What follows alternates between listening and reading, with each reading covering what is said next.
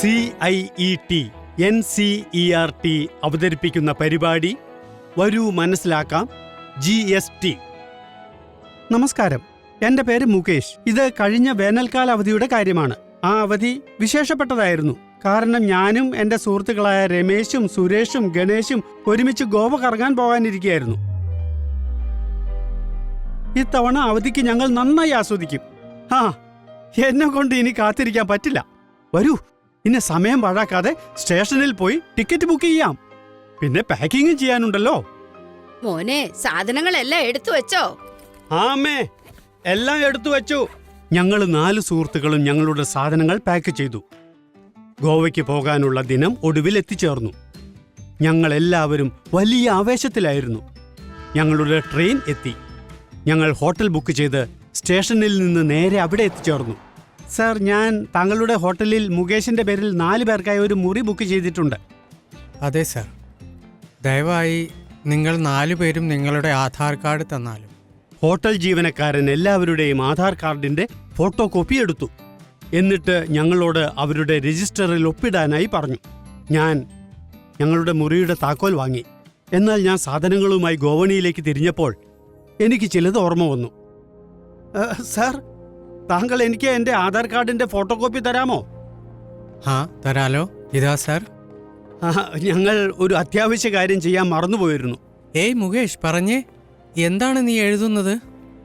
ഇവിടെയും പഠിത്തോ? എന്തെങ്കിലും പറയാമോ? നമ്മൾ എപ്പോഴും ഫോട്ടോ കോപ്പിയുടെ ഉദ്ദേശം അതിൽ തീർച്ചയായും എഴുതണം. ഞാൻ പറയുകയാണെങ്കിൽ നിങ്ങളും തീർച്ചയായും എഴുതുക. ഇതുവഴി നിങ്ങളുടെ രേഖകൾ ദുരുപയോഗം ചെയ്യാനുള്ള സാധ്യത കുറയുന്നു. ഈ ആധാർ കാർഡിന്റെ ഫോട്ടോ കോപ്പിയുടെ ഒരേയൊരു ഉദ്ദേശ്യം ഹോട്ടലിൽ മുകേഷ് ഒരു മുറി ബുക്ക് ചെയ്യുവാൻ ഉപയോഗിക്കുന്നതിനാണ്. ഏയ്, എന്നെ കാണിച്ചേ ഇതെങ്ങനെ എഴുതണമെന്ന്. എന്നെയും.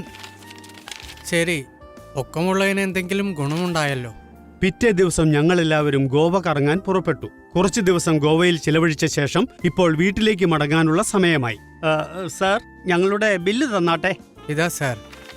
താങ്കളുടെ ബില്ല് 2499 രൂപയായി. 18% GST സഹിതം മൊത്തം 2949 രൂപ. ഇതാ സാർ, താങ്കളുടെ 2799 രൂപ.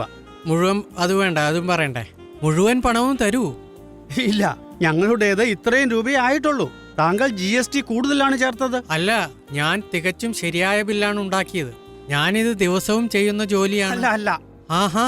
ഇത്രയും ബഹളം കേട്ടിട്ട് ഹോട്ടൽ മാനേജരും അവിടേക്ക് എത്തി. ഞാൻ അദ്ദേഹത്തോട് മുഴുവൻ കാര്യങ്ങളും പറഞ്ഞു. എന്നിട്ട് അദ്ദേഹത്തെ ആ ബില്ലും കാണിച്ചു.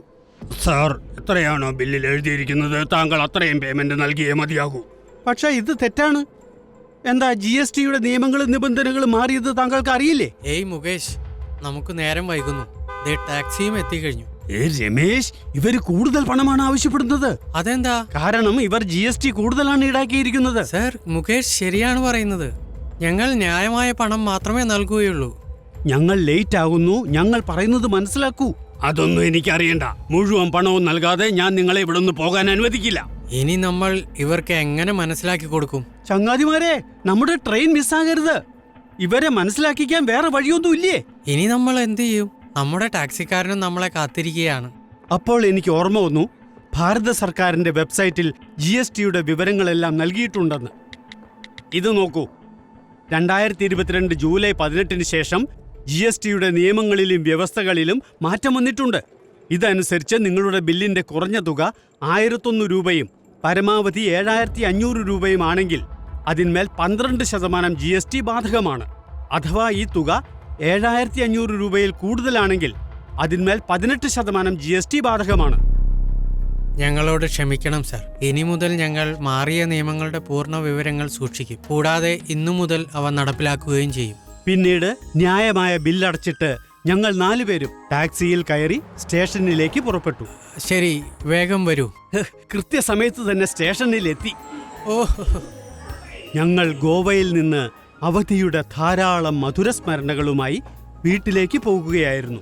അപ്പോൾ ഇതായിരുന്നു ഞങ്ങളുടെ വേനലവധിയുടെ ആവേശകരമായ കഥ. നിങ്ങൾ ഇതുവരെ കേട്ടുകൊണ്ടിരുന്നത് NCERT അവതരിപ്പിച്ച പ്രോഗ്രാം വരൂ മനസ്സിലാക്കാം GST, വിവർത്തനവും റെക്കോർഡിംഗ് സംവിധാനവും Clapper Entertainment. Programme coordinator professor Usha Sharma. Academic support Yachana Gupta.